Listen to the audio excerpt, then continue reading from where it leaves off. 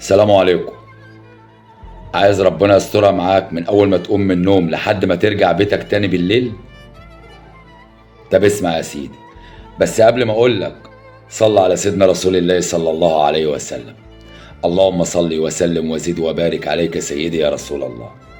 اسمع، اول ما تقوم من النوم قول الحمد لله رب العالمين، وبعدين اتوضى وصلي الصبح.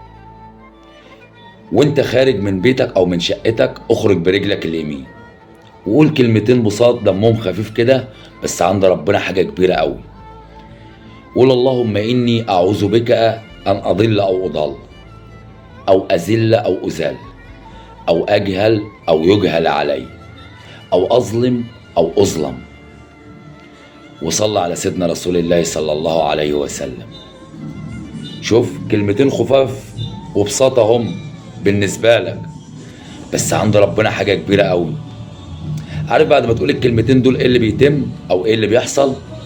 يرد عليك ملك من عند الله ويقول لك شفيت ووقيت وتنحى عنك الشيطان، بعد عنك. شفت الكلمتين اللي هم الصغيرين دول؟ عند ربنا حاجة كبيرة قوي. اعملهم ورد كل يوم، وصلى على سيدنا رسول الله صلى الله عليه وسلم دايما في كل وقت. صلى على سيدنا رسول الله. السلام عليكم.